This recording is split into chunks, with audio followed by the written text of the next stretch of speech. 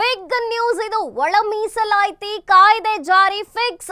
SC ಒಳ ಮೀಸಲಾತಿ ಮಸೂದೆಗೆ ಕಡೆಗೂ ಗವರ್ನರ್ ಅಂಕಿತ ಬಿದ್ದಿದೆ. Big news. ಒಳ ಮೀಸಲಾತಿ ಕಾಯ್ದೆ ಜಾರಿ ಫಿಕ್ಸ್. ಎಸ್ಸಿ ಒಳ ಮೀಸಲಾತಿ ಮಸೂದೆಗೆ ಕಡೆಗೂ ಗವರ್ನರ್ ಅಂಕಿತ ಬಿದ್ದಿದೆ. ಸಿದ್ದು ಸಚಿವರ ನಿಯೋಗ ಭೇಟಿ ಬೆನ್ನಲ್ಲೇ ರಾಜ್ಯಪಾಲರ ಅಂಕಿತ ಆಗಿದೆ. ಒಳ ಮೀಸಲಾತಿ ಗೊಂದಲದಿಂದ ಸರ್ಕಾರಿ ನೇಮಕಾತಿ ವಿಳಂಬ ಆಗಿತ್ತು. ಈ ಹಿನ್ನೆಲೆಯಲ್ಲಿ ರಾಜ್ಯಪಾಲರನ್ನ ಭೇಟಿ ಮಾಡಿದಂತಹ ಸಚಿವರ ನಿಯೋಗಕ್ಕೆ ಅಂಕಿತ ಭರವಸೆ ನೀಡಿದ ರಾಜ್ಯಪಾಲ ಗೆಹ್ಲೋಟ್. ಇದೀಗ ಒಳ ಮೀಸಲಾತಿ ಮಸೂದೆಗೆ ಅಂಕಿತ ಹಾಕಿರುವಂತಹ ರಾಜ್ಯಪಾಲರು. ಒಳ ಮೀಸಲಾತಿ ಮಸೂದೆಗೆ ಅಂಕಿತ ಕುತೂಹಲ ಕೆರಳಿಸಿದೆ ಕ್ಯಾಬಿನೆಟ್. ಇನ್ನು ಕೆಲವೇ ಕ್ಷಣಗಳಲ್ಲಿ ಶುರುವಾಗಲಿದೆ ರಾಜ್ಯದ ಸಚಿವ ಸಂಪುಟ. ಸಿದ್ದು ನೇತೃತ್ವದ ಸಂಪುಟ ಸಭೆಯಲ್ಲಿ ಅತಿ ದೊಡ್ಡ ನಿರ್ಣಯದ ಸಾಧ್ಯತೆ ಇದೆ. ಇನ್ನೇನು ಕೆಲವೇ ಹೊತ್ತಲ್ಲಿ ಕ್ಯಾಬಿನೆಟ್ ಸಭೆ ಆರಂಭವಾಗುತ್ತೆ.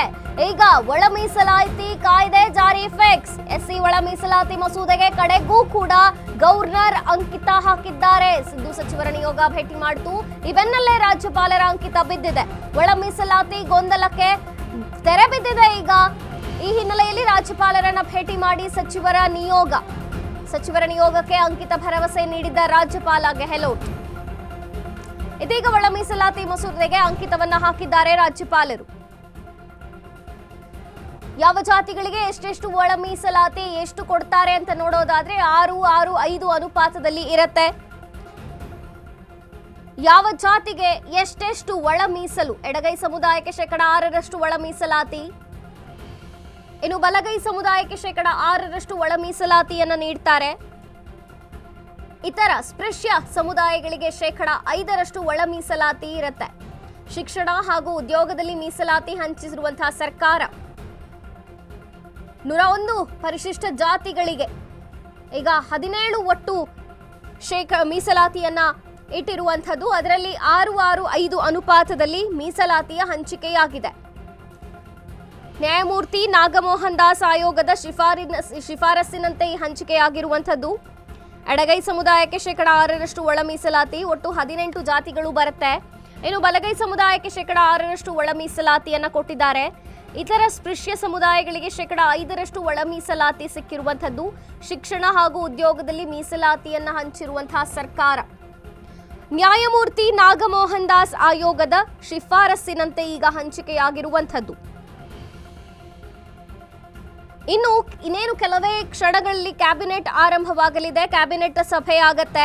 ಒಳ ಮೀಸಲಾತಿ ಮಸೂದೆಯ ಅಂಕಿತ ಏನು ಈಗ ಬಿದ್ದಿದೆ ರಾಜ್ಯಪಾಲರಿಂದ ಸಾಕಷ್ಟು ಕುತೂಹಲವನ್ನ ಈಗ ಕೆರಳಿಸಿದೆ ಕ್ಯಾಬಿನೆಟ್ ಸಭೆ. ಏನಾಗಬಹುದು ಕ್ಯಾಬಿನೆಟ್ ಸಭೆಯಲ್ಲಿ ಇವತ್ತು ಅನ್ನುವಂಥದ್ದು ಇನ್ನು ಕೆಲವೇ ಕ್ಷಣಗಳಲ್ಲಿ ಶುರುವಾಗಲಿದೆ. ರಾಜ್ಯ ಸಚಿವ ಸಂಪುಟ ಸಿದ್ದು ನೇತೃತ್ವದ ಸಂಪುಟ ಸಭೆಯಲ್ಲಿ ಅತಿ ದೊಡ್ಡ ನಿರ್ಣಯದ ಸಾಧ್ಯತೆ ಕೂಡ ಇದೆ. ಯಾಕೆಂದ್ರೆ ಈಗ ರಾಜ್ಯಪಾಲರ ಅಂಕಿತ ಬಿದ್ದಿದೆ. ಇಷ್ಟು ದಿನಗಳಿಂದ ಕಾಯ್ತಿದ್ರು, ಸುಮಾರು ವರ್ಷಗಳೇ ಆಗಿತ್ತು. ಜೊತೆಗೆ ವಿದ್ಯಾರ್ಥಿಗಳ ಪ್ರೊಟೆಸ್ಟು, ಯಾವ ಹುದ್ದೆಗಳು ಭರ್ತಿಯಾಗುತ್ತಿಲ್ಲ ಅನ್ನುವಂಥದ್ದು ಮತ್ತು ಸರ್ಕಾರಿ ನೌಕರಿ ಯಾರಿಗೂ ಸಿಗ್ತಿಲ್ಲ ಅನ್ನುವಂಥ ಅಳಲೇನಿತ್ತು. ಈಗ ಅದು ಬಗೆಹರಿಯಬಹುದು. ಯಾಕೆಂದ್ರೆ ರಾಜ್ಯಪಾಲರ ಅಂಕಿತ ಬಿದ್ದಿದೆ. ಒಳ ಮೀಸಲಾತಿ ಮಸೂದೆಗೆ ಕಡೆಗೂ ಕೂಡ ಗವರ್ನರ್ ಅಂಕಿತ ಹಾಕಿದ್ದಾರೆ. ಸಿದ್ದು ಸಚಿವರ ನಿಯೋಗ ಭೇಟಿ ಬೆನ್ನಲ್ಲೇ ರಾಜ್ಯಪಾಲರ ಅಂಕಿತ ಬಿದ್ದಿರುವಂತದ್ದು. ಒಳ ಮೀಸಲಾತಿ ಗೊಂದಲದಿಂದ ಸರ್ಕಾರಿ ನೇಮಕಾತಿ ವಿಳಂಬ ಆಗಿತ್ತು. ಈ ಹಿನ್ನೆಲೆಯಲ್ಲಿ ಈಗ ರಾಜ್ಯಪಾಲರನ್ನ ಭೇಟಿ ಮಾಡಿದಂತಹ ಸಚಿವರ ನಿಯೋಗಕ್ಕೆ ಅಂಕಿತ ಭರವಸೆ ನೀಡಿದಂತಹ ರಾಜ್ಯಪಾಲ ಗೆಹ್ಲೋಟ್ ಇದೀಗ ಒಳ ಮೀಸಲಾತಿ ಮಸೂದೆಗೆ ಅಂಕಿತ ಹಾಕಿದ್ದಾರೆ ರಾಜ್ಯಪಾಲರು.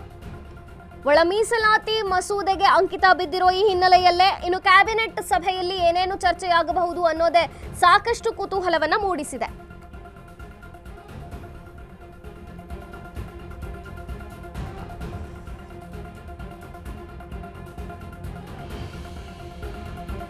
ನೂರ ಪರಿಶಿಷ್ಟ ಜಾತಿಗಳಿಗೆ 17% ಒಟ್ಟು ಮೀಸಲಾತಿಯನ್ನು ನೀಡಿರುವಂಥದ್ದು. 6-6-5 ಅನುಪಾತದಲ್ಲಿ ಒಳ ಮೀಸಲಾತಿಯ ಹಂಚಿಕೆಯಾಗತ್ತೆ.